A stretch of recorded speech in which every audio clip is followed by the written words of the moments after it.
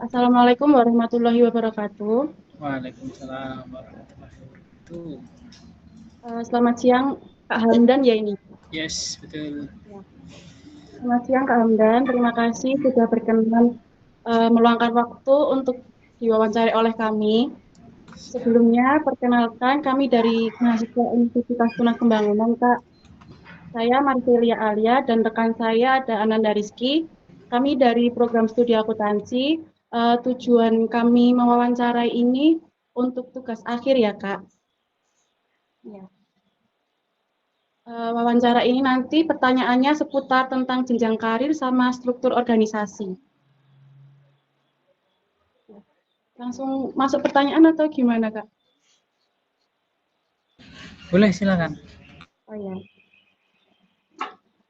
dari jenjang karir dulu ya, Kak. Yang pertama, bagaimana gambaran umum jenjang karir di Direktorat Jenderal Pajak bagi lulusan baru, terutama jurusan akuntansi dan perpajakan? Oke, selamat siang. Panggilannya siapa nih? Rizky sama Alia atau siapa? Ya. Sela, sama Sela, Kak. Oh, Sela. Oke, Sela Iya. sama Rizky ya. Perkenalkan sebelumnya nama saya Hamdan Aji. Saya kebetulan sekarang berada di subbagian kepegawaian Kanwil DJP Jawa Tengah 2 dan mungkin pertanyaan kalian nanti relevan dengan unit unit organisasi di mana saya ditempatkan. Jadi kalau ditanya gambaran umumnya gimana untuk karir gitu ya, karir di DJP khususnya untuk pegawai baru yang jurusannya akuntansi dan perpajakan gitu ya. Nah, sebenarnya kalau karir di DJP sendiri tidak jauh berbeda atau tetap mengacu pada Permenpan RB tahun 2022 nomor 22 tahun 2021, walaupun memang di DJP nanti ada turunannya gitu ya, atau aturan pelaksanaannya di mana nanti kalau boleh saya bagi ke dalam dua stase atau dua tahap. Jadi untuk lulusan baru nanti akan melaksanakan yang namanya masa branding atau masa pengenalan. Itu biasanya dilaksanakan paling singkat itu 2 tahun sejak dia jadi CPNS.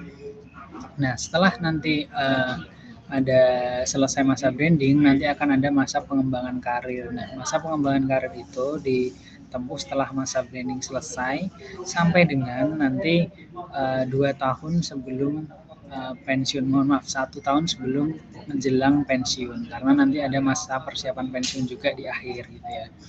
Nah, secara gambaran umumnya dua itu. Cuma nanti kalau terkait karir di DJP itu nanti sistemnya pakai sistem merit. Jadi memperhatikan kualifikasi, memperhatikan kompetensi, dan juga memperhatikan kinerja.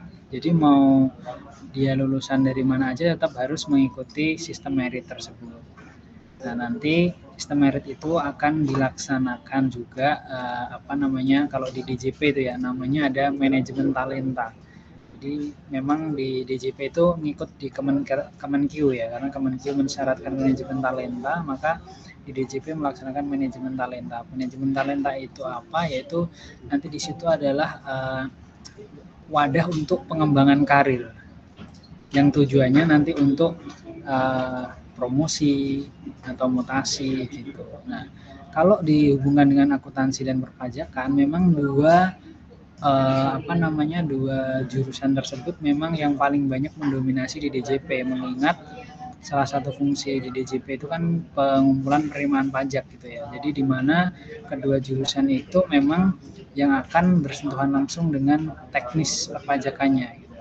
Sehingga tentunya kalau ingin berkarir di DJP setidak-tidaknya memang harus menguasai di bidang perpajakan maupun di akuntansi, walaupun tidak semua posisi mengharuskan mengetahui itu, karena kan di DJP juga tetap ada posisi yang berkaitan dengan SDM, dengan perumusan kebijakan di luar perpajakan, itu kan tetap ada. Ya mungkin secara singkatnya seperti itu dulu, mungkin nanti kalau mau diperdalam dipersilakan.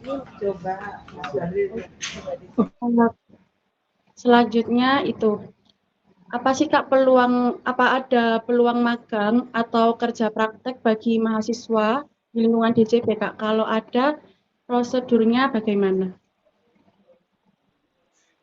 Oke, jadi kalau di DJP sendiri, karena kami di bawah Kementerian Keuangan gitu ya, instansi vertikal di bawah Kementerian Keuangan, itu magang di DJP nanti harus melalui laman kalau nggak salah magang.kemenq.id, .go.id. Nah di situ nanti teman-teman kalau mau magang misal nih di Kanwil Jateng 2 atau mungkin mau di KPP itu ya, KPP Pratama Surakarta gitu, nanti teman-teman harus apply ke website tersebut dengan menyertakan proposal, ya, menyertakan CV, menyertakan pengantar dari kampus atau sekolah gitu. Nah, nanti untuk defaultnya untuk setiap periode magang itu hanya 2 bulan gitu. Jadi nanti kalau teman-teman menghendaki lebih dari 2 bulan itu biasanya nanti sesuai dengan kebijakan unit kerja masing-masing, apakah setelah itu selesai nanti bisa diperpanjang dan lain sebagainya, nanti sesuai dengan unit masing-masing. Tapi untuk default dari Kementerian Keuangan sendiri yaitu 2 bulan itu. Dengan apply nanti kami di Kanwil Jateng 2 akan mereview dan memfilter mana yang diterima dan tidak. Jadi nanti baru teman-teman akan mendapat email pemberitahuan apakah magangnya diterima atau tidak dan periodenya kapan gitu. Mungkin itu. Kan kalau kita sebagai mahasiswa itu kan nanti liburan semester itu kan bareng ya Kak, sama univ lain gitu ya. Nah itu memungkinkan banyak yang tertarik magang di DJP nih. Kalau misalkan yang tertarik itu banyak, apa ada kuota Kak dari DJP-nya? Kuota magang gitu. Ya, oke. Jadi setiap unit kerja atau satuan kerja di DJP itu punya kebutuhan mahasiswa magang. Nah, kebutuhan mahasiswa magang itulah nanti yang akan dijadikan kuota. Kalau Kanwil DJP Jawa Tengah sendiri, sementara sih kuotanya saya tidak tahu pasti ya. Cuma mungkin 6 atau lebih dari 6, saya kurang pasti, cuma karena itu yang menghandle untuk kuota dan administrasi magang itu sebenarnya di P2 Humas, nanti ke Mbak Yesinta bisa di follow up. Nah, tapi kalau misal libur semesternya sudah mendekati dan lain sebagainya, teman-teman bisa tuh sekarang udah mulai ngecek di magang.kementerian Keuangan periode yang dibuka itu tanggal berapa sampai tanggal berapa. Nanti kalau sudah masuk periodenya yang dibuka, misal nih triwulan 1, triwulan 2, triwulan 3 gitu ya, itu kalau sudah masuk ke triwulan yang teman-teman kira-kira kehendaki, bisa nanti langsung apply ke situ. Lanjut ya Kak. Bidang pekerjaan apa saja yang tersedia di DJP bagi lulusan baru dan bagaimana pembagian tugasnya? Oke, kalau untuk lulusan baru nanti kan setelah teman-teman bergabung di DJP, tentunya kan tetap lewat penerimaan CPNS ya. Walaupun memang ada jalur P3K, cuma di DJP sangat jarang sekali penerimaan P3K karena memang sumber daya manusianya yang sudah memang banyak dan juga tetap mengedepankan penerimaan dari CPNS gitu. Nah, teman-teman kalau sudah masuk ke DJP, nanti pembagian tugasnya itu berdasarkan di mana teman-teman ditempatkan. Jadi setelah teman-teman masuk ke DJP nanti akan ditempatkan, misal nih kalau di lingkungan KPP ya, teman-teman apakah nanti akan ditempatkan di bagian subbagian umum dan kepatuhan internal, atau teman-teman akan ditempatkan seksi penjaminan kualitas data, atau nanti akan teman-teman di seksi pelayanan atau seksi pengawasan. Nah, nanti teman-teman kalau sudah masuk ke unit terkecil itu, baru nanti pembagian tugasnya ada di situ. Misalnya nanti kalau teman-teman masuk di seksi pelayanan gitu ya, nanti masih dibagi lagi tuh di situ. Apakah teman-teman ada di front office atau back office? Kalau front office berarti nanti teman-teman tugasnya adalah menerima permohonan, pemberitahuan, apapun pelayanan yang ada di KPP dan di front office. Nah, itulah nanti pekerjaan teman-teman ada di situ. Kalau di back office nanti teman-teman mungkin akan menindaklanjuti permohonan yang sudah diterima di depan tadi. Misal korespondensi dengan seksi lain gitu. Nah, kalau nanti teman-teman pengawasan sudah jadi AR. Cuma untuk jadi AR ini memang harus teman-teman harus melalui pengembangan karir dulu. Jadi tidak bisa teman-teman masuk itu langsung jadi account representatif atau yang misal nih sebagai penanggung jawabnya WP yang memandu WP gimana caranya melaksanakan peraturan perpajakannya itu nggak langsung bisa ke sana. Jadi teman-teman setiap masuk itu harus menjadi pelaksana dulu. Pelaksana itu tugasnya nanti tergantung di mana teman-teman ditempatkan di seksi apa gitu. Kalau di Kanwil nih, misal teman-teman seperti saya di Subak Kepegawaian gitu ya. Nah itu nanti teman-teman mungkin akan mengurusi tentang terkait hak dan kewajiban pegawai lain kepada DJP itu apa aja, dari administrasinya, pengembangan karir teman-teman yang lain gitu. Nah sebenarnya nanti pada saat teman-teman apply ke DJP, kayak contohnya yang CPNS tahun lalu itu ya kan, tahun ini sih itu kan ada tuh posisinya, misal akuntansi sama perpajakan itu bisa mengisi posisi-posisi apa aja gitu kan. Nah di situ sebenarnya banyak teman-teman. Kemarin kalau teman-teman bisa ngecek, nanti cek aja di recruitment.kemenq.go.id untuk lebih detailnya. Jadi lulusan atau teman-teman yang sudah lulus S1 akuntansi atau perpajakan itu bisa apply di apa aja. Nah, nanti teman-teman akan setidaknya ditempatkan di